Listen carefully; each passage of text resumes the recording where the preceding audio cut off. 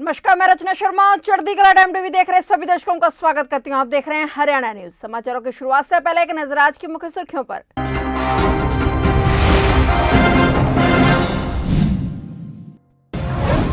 30 अप्रैल तक हरियाणा की विधानसभा होगी पूरी तरह से ई विधानसभा। विधानसभा स्पीकर ज्ञानचंद गुप्ता ने दी जानकारी।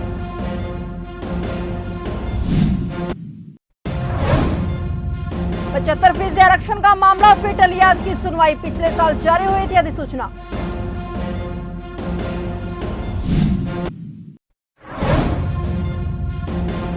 गुरुग्राम हादसे पर सीएम मनोहर लाल ने जताया दुख। सीएम बोले रेस्क्यू ऑपरेशन को खुद कर रहे मॉनिटर।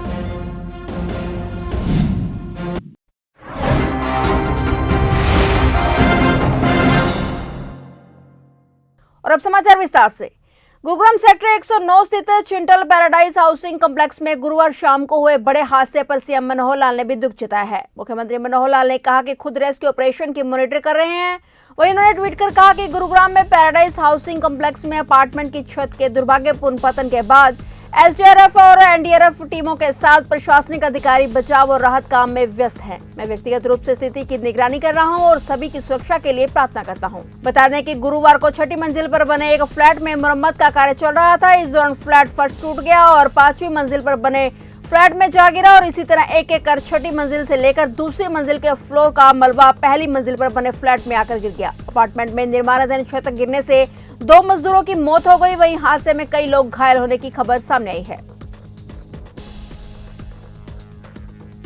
हरियाणा सरकार ने निजी क्षेत्र की नौकरियों में हरियाणवियों के लिए 75% आरक्षण प्रदान करने के राज्य सरकार के फैसले पर पंजाब और हरियाणा हाईकोर्ट द्वारा रोक लगाए जाने के फैसले को सुप्रीम कोर्ट में चुनौती दे दी है। इस मामले में आज की सुनवाई को सोमवार तक टाल दिया गया है। सुप्रीम कोर्ट विचार करेगा कि क्या झारखंड और आंध्र में भी ऐसे मामलों पर कानून पर हाईकोर्ट में लंबित मामले अपने पास ट्रांसफर कर साथ में सुनवाई करें। हरियाणा सरकार ने स्थानीय व्यक्ति रोजगार अधिनियम 15 जनवरी 2020 से लागू कर दिया था। इसकी अधिसूचना 2021 में ही जारी कर दी गई थी। यह कानून 10 साल तक प्रभावी रहने की बात कही गई है और स्टार्टअप को कानून में 2 साल की छूट रहने की भी बात कही गई थी। साथ में ITI पास युवाओं को रोजगार में प्राथमिकता देने को कहा गया था। अधिनियम के तहत यह कहा गया था कि योजना का लाभ हरियाणा के मूल निवासी को ही मिलेगा। इसकी निगरानी उद्योग एवं वाणिज्य विभाग के उपनिदेशक स्तर के अधिकारी करेंगे।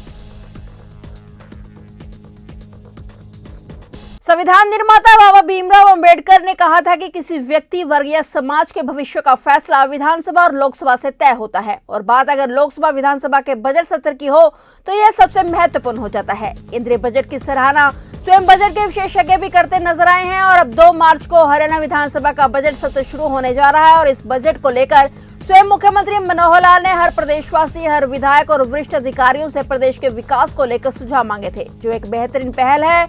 इस अच्छी सोच के बाद अब एक और कामयाब प्रयोग करने को लेकर विचार चल रहा है, जिसकी जानकारी स्वयं विधानसभा स्पीकर ज्ञानचंद गुप्ता ने दी है। उन्होंने इस बजट सत्र में करीब 1 सप्ताह का रिसेस देकर विभिन्न विभागों के खर्च पर सत्ता पक्ष और विपक्ष के विधायकों की चर्चा का मौका देने की बात कही है।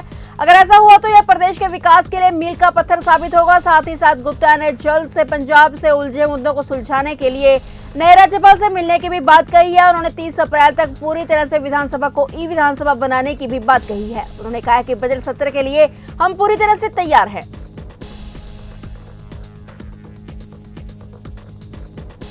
उत्तर प्रदेश में हो रहे चुनावों के मद्देनजर सियासत हरियाणा तक गर्म नजर आ रही है। हरियाणा के गृह मंत्री अनिल विज ने मतदाताओं से बड़ी अपील करते हुए कहा है कि देश की तस्वीर और तकदीर दोनों बदलनी है और तो सिर्फ और सिर्फ बीजेपी को ही वोट डालें। और इस दौरान गृह मंत्री अनिल विज विपक्ष पर आक्रामक नजर आए। अनिल विज ने कहा कि कहीं गुंडावादी पार्टी है तो कहीं पर भाई भतीजावाद है, कहीं पर सैंड माफिया है। इन सबसे मुक्त, सबका उत्थान करने वाली अगर कोई पार्टी है तो वो सिर्फ भारतीय जनता पार्टी है।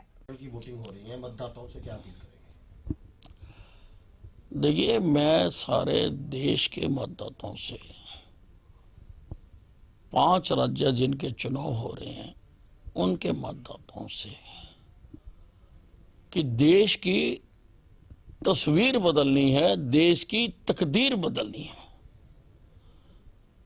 और ये काम सिर्फ नरेंद्र मोदी कर सकता है, भारतीय जनता पार्टी कर सकती है। बाकी पार्टियों का राज आपने देख लिया।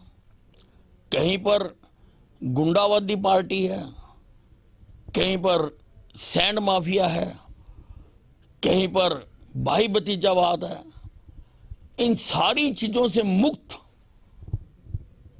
और सबको साथ लेकर चलने वाली अगर कोई पार्टी है, सबका उत्थान करने वाली अगर कोई पार्टी है, तो वो भारतीय जनता पार्टी है। हरियाणा के शिक्षा एवं पर्यावरण मंत्री कंवरपाल गुर्जर ने दावा किया है कि उत्तर प्रदेश, उत्तराखंड और मणिपुर में बीजेपी की सरकार बनेगी। यमुनानगर में मीडिया से बातचीत करते हुए शिक्षा मंत्री कंवरपाल गुर्जर ने कहा है कि यूपी में पहले से अधिक सीटें बीजेपी को मिलेंगी। उत्तराखंड और मणिपुर में भी भारी बहुमत से बीजेपी की सरकार बनेगी, जबकि पंजाब में भी बीजेपी की परफॉर्मेंस बेहतर रहेगी। वहीं शिक्षा मंत्री ने बताया कि 1 से 9वीं तक के सभी स्कूल खोल दिए गए हैं और इस दौरान कोरोना की पूरी गाइडलाइंस का पालन किया जाएगा। वहीं हरियाणा में 2 मार्च से बजट सत्र शुरू होने पर कंवरपाल गुर्जर ने कहा कि हरियाणा सरकार ने सभी तैयारियां पूरी कर ली हैं।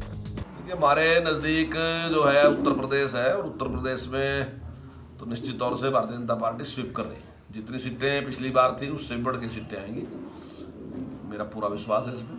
और जहाँ उत्तराखंड है, निश्चित तौर से उत्तराखंड में भारतीय जनता पार्टी की सरकार बन रही है। साथ ही लगता पंजाब है, पंजाब में बीजेपी की परफॉर्मेंस बहुत अच्छी रहेगी, ऐसा मेरा मानना है। मणिपुर के बारे में जो वहाँ के प्रभारी हैं अपने भूपेंद्र यादव जी, एक दिन वो और हम इकट्ठे थे तो उन्होंने मुझे बताया कि बहुत बड़े बहुमत के साथ बीजेपी वहाँ पे सरकार बना रही है। सरकार ने 2 मार्च से सेशन का निर्णय कर लिया है और सरकार की पूरी तैयारी है। जैसे पहले से सरकार की तैयारी होती है वैसे सरकार की तैयारी निश्चित तौर से विपक्ष सवाल पूछेगा और सरकार उसका जवाब देगी। देखिए, अब तक जितने भी बजट रहे हैं वो बहुत ही अच्छे बजट प्रस्तुत हुए हैं और माननीय मुख्यमंत्री जी ने एक नई परंपरा शुरू की है। जब पहला बजट उन्होंने प्रस्तुत किया तो उन्हें सभी विधायकों को सुझाव के लिए बुलाया था और उसके बाद भी उन्होंने हर बार विधायकों से सुझाव लिए और उन सुझाव को इम्प्लीमेंट भी करते हैं हर बार। और जब वो बड़ा उत्तर देते हैं तो उस टाइम उसकी जानकारी देते हैं कि किस विधायक ने क्या सुझाव दिया था। डॉक्टर अजय सिंह चौटाला की सजा पूरी होने पर अंबाला में जजपा कार्यकर्ताओं ने जमकर खुशी मनाई और जननायक जनता पार्टी के राष्ट्रीय अध्यक्ष डॉक्टर अजय सिंह चौटाला ने जेपीटी भर्ती मामले में सजा पूरी की है, जिसको लेकर अंबाला में जजपा कार्यकर्ताओं ने लड्डू बांटकर व ढोल की थाप पर नाचकर इस खुशी को मनाया। जजपा कार्यकर्ताओं को जैसे ही डॉक्टर अजय सिंह चौटाला की सजा पूरी होने की खबर मिली तो वे जजपा जिला कार्यालय पर पहुंचने शुरू हो गए और इस दौरान कार्यकर्ताओं ने इस खुशी के मौके पर लड्डू बांटे और एक दूसरे का मुंह भी मीठा करवाया। इस मौके पर भारी संख्या में जजपा कार्यकर्ता मौजूद रहे।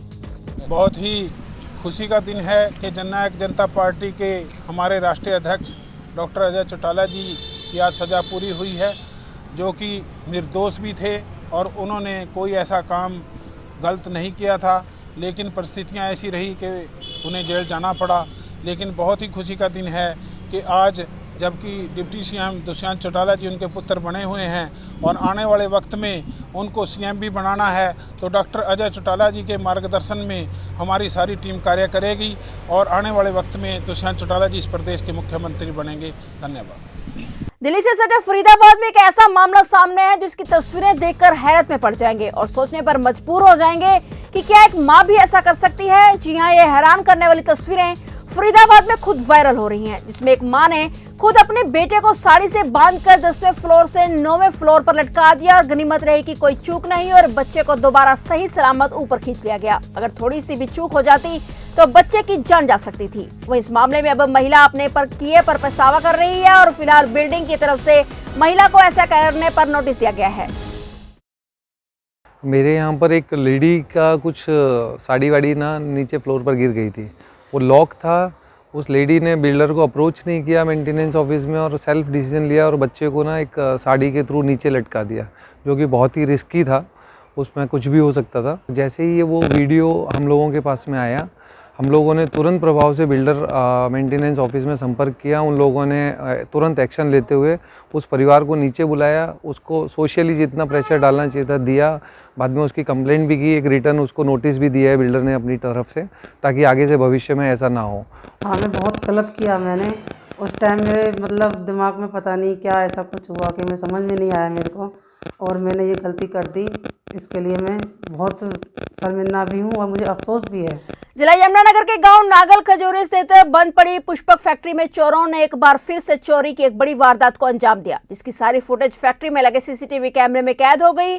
फैक्ट्री में लगे सीसीटीवी कैमरों की फुटेज से चोरी करने में इस्तेमाल की गई गाड़ी के नंबर और चोरों की पहचान कराने पर भी पुलिस के हाथ खाली हैं। फैक्ट्री के संचालक देवेंद्र चौहान ने बताया कि किन्हीं कारणों से कुछ दिन के लिए उन्होंने प्लाई की फैक्ट्री को बंद कर दिया था, जिसका कुछ कीमती सामान फैक्ट्री में बने स्टोर में रखा गया था, जिसका चोरी करके ले गए। वहीं उन्होंने बताया कि लगभग 25 लाख रुपए के करीब की चोरी हुई है। पुलिस को शिकायत देने और काफी सबूत देने के बाद भी उन्होंने कहा कि पुलिस द्वारा कोई कार्रवाई नहीं की जा रही है, जिससे पुलिस प्रशासन की कार्रवाई पर सवाल खड़े हो गए हैं। दूसरी ओर जटलाना थाना प्रभारी पूरन सिंह से बात करने पर बताया कि शिकायत के आधार पर अज्ञात चोरों के खिलाफ मामला दर्ज कर लिया गया है और मामले की जांच शुरू कर दी गई है। जो भी कार्रवाई होगी आपको बता दी जाएगी।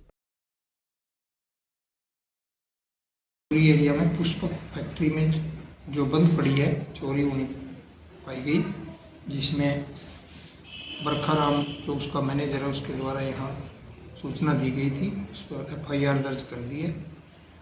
इलाका की CC फुटेज चेक कर रहे हैं, मौका मुलाजा हो गया है।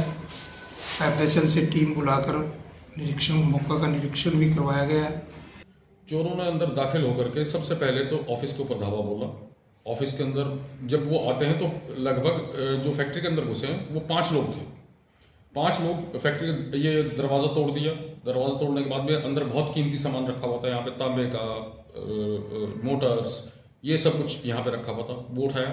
फिर उसके बाद में वो लोग फैक्ट्री के अंदर चले जाते हैं।